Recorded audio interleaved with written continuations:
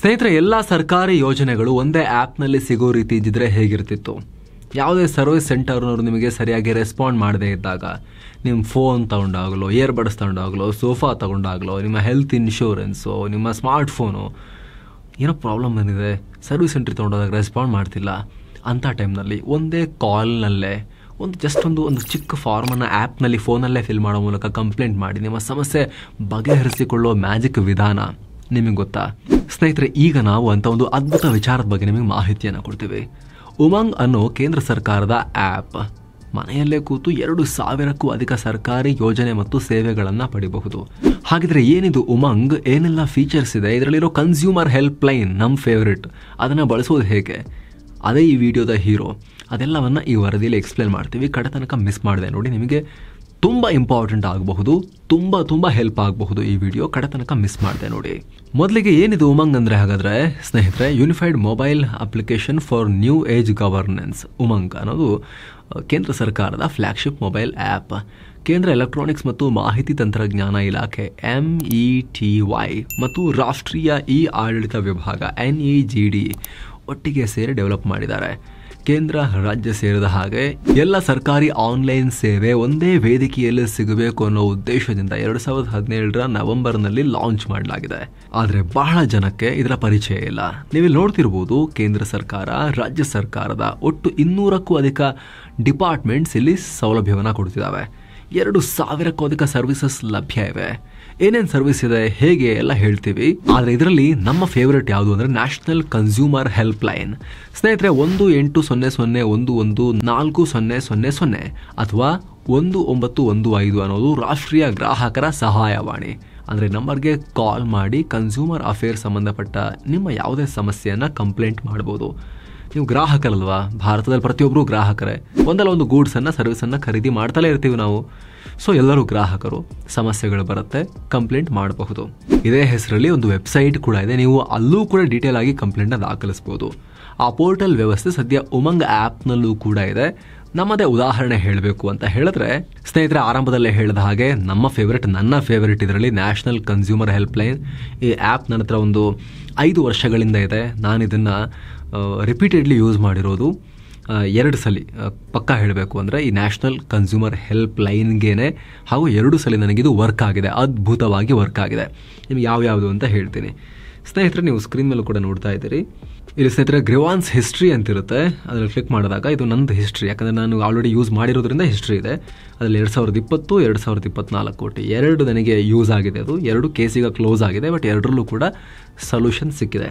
2020ರದ್ದು ಯಾವುದು ಅಂತ ಹೇಳಿದ್ರೆ, ಒಂದು ಖ್ಯಾತ ಇದು ಬ್ರ್ಯಾಂಡ್, ಏನು UPS ಬ್ರ್ಯಾಂಡ್. ಇದು ನಮ್ಮ ಕಚೇರಿಗೆ 10 ಬ್ಯಾಟರಿಗಳ ಒಂದು ದೈತ್ಯ UPS ಅನ್ನು ನಾವು ಹಾಕಿಸ್ಬೇಕಾಗಿತ್ತು. ಅದಕ್ಕೆ 10 ಬ್ಯಾಟ್ರಿ ಬರುತ್ತೆ, ಒಂದು ದೊಡ್ಡದೊಂದು ಇನ್ವರ್ಟರ್ ಬರುತ್ತೆ. 2-3 ಲಕ್ಷ ರೂಪಾಯಿ ಆಗಿತ್ತು ಅಂತ ಕಾಣುತ್ತೆ ಅವಾಗ. ಅದು ಸರಿಯಾಗಿ ವರ್ಕ್ ಆಗ್ತಿರ್ಲಿಲ್ಲ. ಸುಮ್ಮನೆ ಬ್ರ್ಯಾಂಡ್ ಹೆಸರು ಏನಕ್ಕೆ ಅವ್ರಿಗೆ ಡ್ಯಾಮೇಜ್ ಮಾಡೋದಲ್ವಾ? ಆ ಥರದ್ದು ಅವಾಗವಾಗ ಆಗುತ್ತೆ. ಅದು ರೆಪ್ಯೂಟೆಡ್ ಬ್ರ್ಯಾಂಡೇ ಅದು.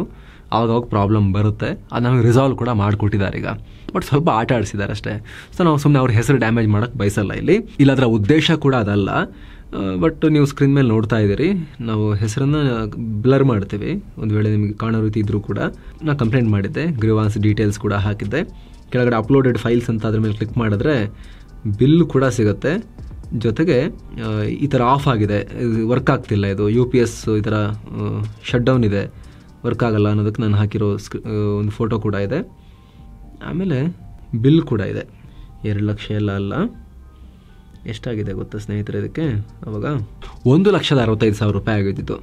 ಸೊ ಬಿಲ್ ಕೂಡ ಅಲ್ಲಿದೆ, ನಾನು ಹಾಕಿದ್ದೀನಿ, ಅದನ್ನು ಅಪ್ಲೋಡ್ ಮಾಡಿದ್ದು ಇನ್ನೂ ಕೂಡ ಅಲ್ಲೇ ಇದೆ. ಇದು ಆರಂಭದಲ್ಲಿ ಕಂಪ್ನಿಯವ್ರಿಗೆ ಹೇಳಿದಾಗ ವಾರಂಟಿಲೇ ಇತ್ತು, ಅವ್ರು ಕರೆಕ್ಟಾಗಿ ರೆಸ್ಪಾಂಡ್ ಮಾಡಿಲ್ಲ ಅಂತ ಹೇಳಿದ್ರೆ ಬಂದರು, ನೋಡಿದ್ರು, ಸರಿ ಮಾಡ್ತೀವಿ ಅಂತ ಹೇಳಿ ಪದೇ ಮಾಡಿದ್ರು. ಅದರೊಳಗಡೆ ಸುಮಾರು ಪಾರ್ಟ್ಸ್ನ ಚೇಂಜ್ ಮಾಡಿದ್ರು. ಪ್ರತಿ ಸಲ ಕಂಪ್ಲೇಂಟ್ ಮಾಡಿದಾಗಲೂ ಬಂದರು. ಅದು ರಿಪೇರಿ ಆಗ್ತಾನೆ ಹೋಯಿತು. ಪ್ರಾಬ್ಲಮ್ ಸರಿ ಆಗಲೇ ಇಲ್ಲ.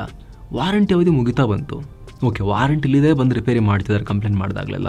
ವಾರಂಟಿ ಮುಗಿದ್ಮೇಲೆ ಹಿಂಗೆ ಆದರೆ ಏನು ಕತೆ? ಏನೋ ಸ್ನೇಹಿತರೆ, ವರದಿಯಲ್ಲಿ ಮುಂದುವರಿಯುವ ಮುನ್ನ ಸಿಂಗಪುರ್ ಮಲೇಷ್ಯಾಗೆ 7 ಸ್ಯಾಂಡ್ಸ್ ಟೂರಿಸಂ ಮತ್ತೊಂದು ಟ್ರಿಪ್ ಆಯೋಜಿಸಿದೆ. ಆಫರ್ ಪ್ರೈಸ್ $1,05,000 ಮಾತ್ರ. Singapore Malaysia 5 night 6 day trip ಇದು. ಈ ಪ್ಯಾಕೇಜ್ ನಲ್ಲಿ flight ticket, visa, 4 star hotel stay, Indian food, AC transportation ಮತ್ತು ಕನ್ನಡ ಟೂರ್ ಮ್ಯಾನೇಜರ್ ಸೌಲಭ್ಯ ಇರುತ್ತೆ. ಎಲ್ಲೆಲ್ಲಿ ಹೋಗೋದಿರುತ್ತೆ ಅಂತ ನೋಡಿದ್ರೆ Universal Studios, night safari, gardens by the bay, cloud forest, Sentosa island cable car, Singapore city tour, Kuala city tour, Genting Highland with Batu Caves, Petronas twin tower ಎಲ್ಲ ಹೋಗೋದಿರುತ್ತೆ. ಹೊರಡೋ ದಿನ 19 ಜೂನ್ 2025. ಕೆಲವೇ ಸೀಟುಗಳು ಲಭ್ಯ. ಆಸಕ್ತರು ಈ ನಂಬರ್ಗೆ ಕಾಲ್ ಮಾಡಿ ನಿಮ್ಮ ಸೀಟನ್ನ ಈಗಲೇ ಬುಕ್ ಮಾಡಬಹುದು. ಬನ್ನಿ ಈಗ ವರದಿಯಲ್ಲಿ ಮುಂದುವರಿಯೋಣ. ಹೊಸ ಪ್ರಾಡಕ್ಟ್ ಫುಲ್ ಅಮೌಂಟ್ ಪೇ ಮಾಡಿ ತಗೊಂಡಿರೋದು, ನಾನು ಯಾಕೆ ಇಷ್ಟೊಂದು ಒದ್ದಾಡಬೇಕು ಅಂತ ನಾನು ಆವಾಗ ಉಮಂಗ್ ಓಪನ್ ಮಾಡಿ ನ್ಯಾಷನಲ್ ಕನ್ಸ್ಯೂಮರ್ ಹೆಲ್ಪ್ಲೈನ್ನಲ್ಲಿ ಕಂಪ್ಲೇಂಟ್ ಮಾಡಿದೆ. ಅದಾದಮೇಲೆ ಸ್ನೇಹಿತರೆ ಮತ್ತು ಸುದೀರ್ಘವಾಗಿ ನಡೀತಿದ್ದು, ಆಲ್ಮೋಸ್ಟ್ ನೆಕ್ಸ್ಟ್ ಇನ್ನೊಂದು ವರ್ಷ ನಡೀತು. ಬಟ್ ಫಾಲೋಅಪ್ ಮಾಡಬೇಕಿಲ್ಲಿ, ಇದು ಇಂಪಾರ್ಟೆಂಟ್ ನಿಮಗೆ ಸ್ನೇಹಿತರೆ. ಕೈ ಚೆಲ್ಲಿ ಸುಮ್ಮನೆ ಆಗಬಾರ್ದು. ಅವ್ರು ಕೆಲವೊಂದ್ಸಲ ಏನು ಮಾಡ್ತಾರೆ, ರಿಸಾಲ್ವ್ಡ್ ಅಂತೇಳಿ ಕ್ಲೋಸ್ ಮಾಡಿಬಿಡ್ತಾರೆ. ಬಟ್ ನೀವು ಅದಕ್ಕೆ ಬಗ್ಬೇಡಿ, ಇಲ್ಲ ಕ್ಲೋಸ್ ಆಗಿಲ್ಲ ಸುಮ್ಮನೆ ಮಾಡಿದ್ದಾರೆ ಅಂತ ಮತ್ತೆ ಇಲ್ಲಿ ಬಂದು ಇಶ್ಯೂ ರೈಸ್ ಮಾಡಿ, ಅವಾಗ ಚೆಕ್ ಮಾಡ್ತಾನೆ ರೀ, ಆಯಿತಾ? ಅದು ಹೇಗೆ ಅಪ್ಲೈ ಮಾಡೋದಂತೆಲ್ಲ ಹೇಳ್ತೀವಿ. ಪ್ರಾಡಕ್ಟ್ ತೊಗೊಂಡು ಹತ್ತಿರ 2 ವರ್ಷ ಆಗಿತ್ತು. ವಾರಂಟಿ ಮುಗಿದು 1 ವರ್ಷ ಆಗ್ತಾ ಬಂದಿತ್ತು. ಫೈಟ್ ಕೂಡ ನಡೀತಾನೆ ಇತ್ತು. ಫೈನಲಿ ಅವರು ಎಂಟೈರ್ ಯೂನಿಟನ್ನೇ ಚೇಂಜ್ ಮಾಡಿದ್ರು. ಬ್ಯಾಟ್ರೀಸ್ ಏನು ಪ್ರಾಬ್ಲಮ್ ಇರಲಿಲ್ಲ, ಬ್ಯಾಟ್ರೀಸ್ ಅದೇ ಇದ್ದಾವೆ 10. ಬಟ್ ಇನ್ವರ್ಟರ್ ಯೂನಿಟ್ ಇದೆಯಲ್ಲ, ದೊಡ್ಡದಾಗಿದೆ ಆ್ಯಕ್ಚುಲಿ, 10 ಬ್ಯಾಟ್ರಿಗೆ ಆಗುವಂಥ ದೊಡ್ಡ ಯೂನಿಟ್, ಅದನ್ನೇ ಚೇಂಜ್ ಮಾಡಿಬಿಟ್ರು. ಹೊಸದು ಕೊಟ್ಟರು. ಬಹುಶಃ ನಮಗೆ ಕೊಟ್ಟಿರೋ ಮಾಡೆಲ್ ಇರಲಿಲ್ವೋ ಏನೋ ಗೊತ್ತಿಲ್ಲ, ಚೇಂಜ್ ಆಗಿತ್ತೇನೋ ಗೊತ್ತಿಲ್ಲ. ಇನ್ನೂ ಬೆಟರ್ ಪರ್ಫಾರ್ಮಿಂಗ್ ಇನ್ವರ್ಟರ್ನ ಕೊಟ್ಟು ಹೋದರು. ಅದಾದಮೇಲೆ ಈಗ 5ನೇ ವರ್ಷ ಆ UPS ಸಿಸ್ಟಮ್ ಕಂಪ್ಲೀಟ್ಲಿ ಪರ್ಫೆಕ್ಟ್ ಆಗಿ ತುಂಬ ಚೆನ್ನಾಗಿ ಕೆಲಸ ಮಾಡ್ತಿದೆ. ಮಧ್ಯದಲ್ಲಿ ಒಂದ್ಸಲಿ ಶಾರ್ಟ್ ಸರ್ಕ್ಯೂಟ್ ಆಗಿ, ಅದು ಇನ್ವರ್ಟರ್ದೇನು ಪ್ರಾಬ್ಲಮ್ ಅಲ್ಲ, ನಮ್ಮ ವೈರಿಂಗ್ ಒಂದ್ಸಲಿ ಏನೋ ಪ್ರಾಬ್ಲಮ್ ಆಗಿ ಅದು ಸುಟ್ಟು ಹೋಗಿತ್ತು. ಆವಾಗ ಖರ್ಚಾಯಿತು ನಮಗೆ ಅದನ್ನು ರಿಪೇರಿ ಮಾಡ್ಸೋಕ್ಕೆ. ಅದು ಬಿಟ್ಟರೆ it is working perfectly fine. ಇದು ಒಂದಾಯಿತು. ಅದಾದಮೇಲೆ 2ನೇ ಎಕ್ಸಾಂಪಲ್ ನಂದೇ ಹೇಳಬೇಕು ಅಂದರೆ, ಫಸ್ಟ್ ಹೇಳಿದ್ದು ಬ್ಯಾಟ್ರಿದು ನಮ್ಮ ಆಫೀಸ್ದು, ಇದು ನಂದು ಪರ್ಸ್ನಲ್. ನಾನು ಒಂದು ಖ್ಯಾತ ಕಂಪನಿಯಿಂದ, ಜಗತ್ತಿನ ಒಂದು ಟಾಪ್ ಕಂಪ್ನಿ ಅಂತ ಅಂದ್ಕೊಳ್ಳಿ, ಅವರಿಂದ ಇಯರ್ಬಡ್ಸ್ ಆರ್ಡರ್ ಮಾಡಿದ್ದೆ. ಇಯರ್ಬಡ್ಸಲ್ಲಿ ಏನಾಗಿತ್ತು ಅಂದರೆ ಸ್ನೇಹಿತರೆ, ನೀವು ಅದರದ್ದು ಕೂಡ ಸ್ಕ್ರೀನ್ ಮೇಲೆ ನೋಡ್ತಾ ಇದ್ದೀರಾ, ಅಲ್ಲಿ ಇಯರ್ಬಡ್ಸ್ದು ಬಡ್ಸ್ ಬೇರೆ ಆ ಕಡೆ ಈ ಕಡೆ ಕಿವಿಗೆ ಹಾಕೋದು, ಜೊತೆ ಕೇಸ್ ಒಂದಿರುತ್ತೆ. ಕೇಸಲ್ಲಿ ಅದರ ಬಾಟಮ್ನಲ್ಲಿ ಒಂದು ಕ್ರ್ಯಾಕ್ ಇತ್ತು. ಬಡ್ಸ್ ಚೆನ್ನಾಗಿ ವರ್ಕ್ ಆಗ್ತಿದೆ, ಕರೆಕ್ಟಾಗಿ ಆ ಕೇಸಲ್ಲೂ ಕೂಡ ಕೂರ್ತಾ ಇದೆ. ಆದರೆ ಬಡ್ಸ್ ತೆಗೆದಾಗ ಹಿಂಗೆ ನೋಡಿದಾಗ ನನಗೆ ಸಣ್ಣದೊಂದು ಕ್ರ್ಯಾಕ್ ಕಾಣಿಸ್ತಾ ಇತ್ತು ಆ ಕೇಸ್ನ ತಳಭಾಗದಲ್ಲಿ. ಸುಮಾರು $15,000 ಪ್ರಾಡಕ್ಟ್ ಅದು ಸ್ನೇಹಿತರೆ, ಇಯರ್ಬಡ್ಸ್. ಅದು ಒಂದು ಉತ್ತಮ ಗುಣಮಟ್ಟದ ಇಯರ್ಬಡ್ಸ್. ಅದು ಆ ಪರ್ಟಿಕ್ಯುಲರ್ ಬ್ರ್ಯಾಂಡ್ನ ಟಾಪ್ ಆಫರಿಂಗ್ ಅದು.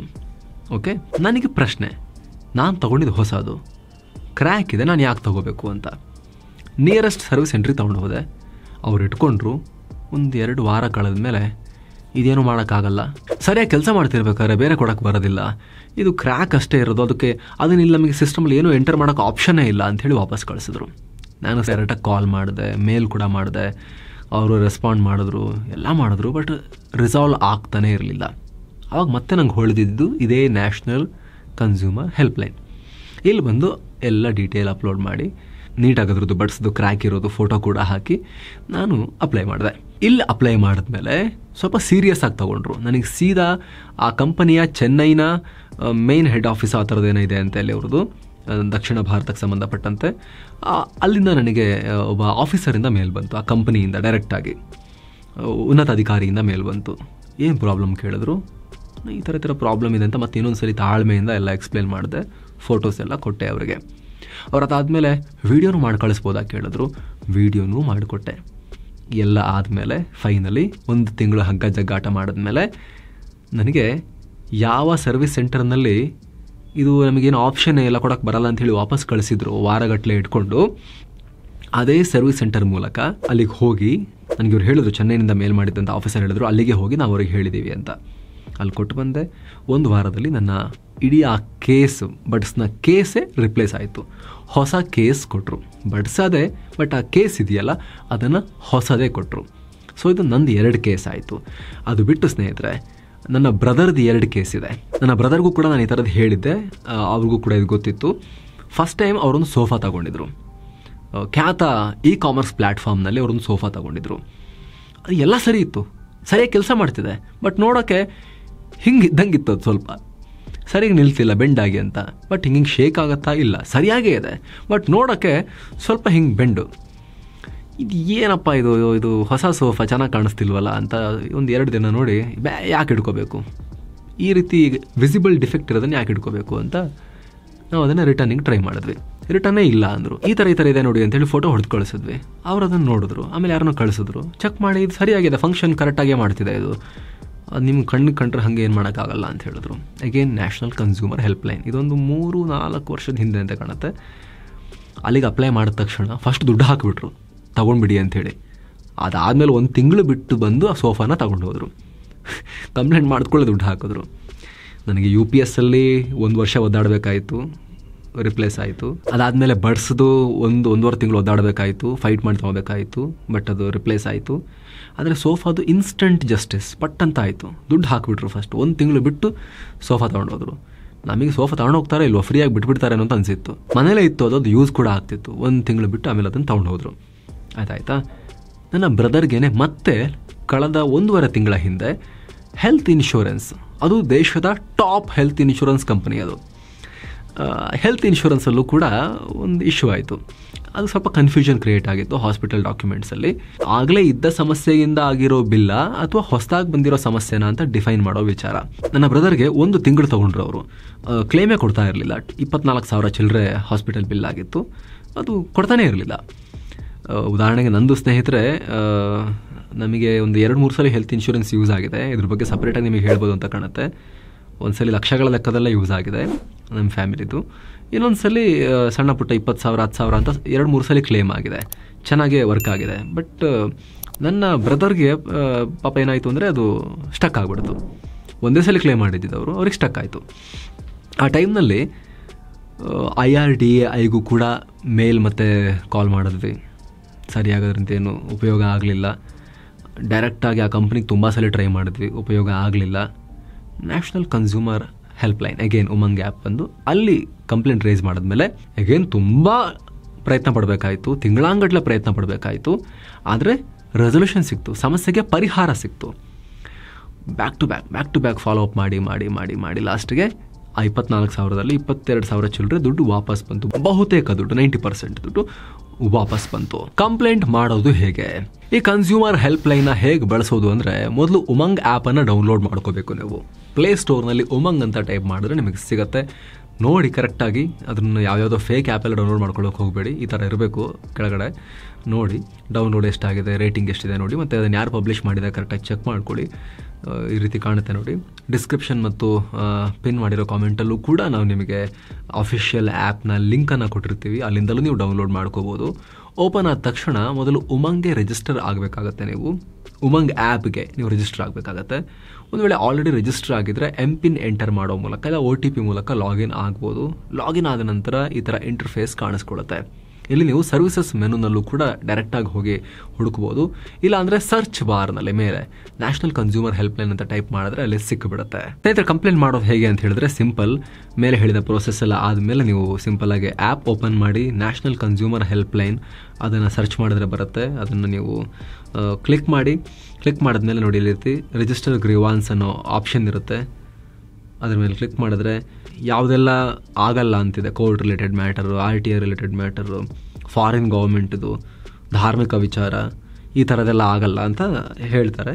ಅಗ್ರಿ ಅಂತ ಕೊಟ್ಟು ನೆಕ್ಸ್ಟ್ ಗ್ರೀವಾನ್ಸ್ ಟೈಪು ಯಾವುದು ಅಂತ, ಗ್ರೀವಾನ್ಸ ಕ್ವೇರಿನಾ ಅಂತ ಕೇಳುತ್ತೆ. ಗ್ರೀವಾನ್ಸ್ ಅಂತ ಹಾಕಿ ನಿಮಗೇನೋ ಸಮಸ್ಯೆ ಆಗಿದೆ ಅಂತ ಸ್ಟೇಟ್ ಸೆಲೆಕ್ಟ್ ಮಾಡಿ, ಕರ್ನಾಟಕ ಅಂತ ಟೈಪ್ ಮಾಡಿದ್ರೆ ಬಂದುಬಿಡುತ್ತೆ.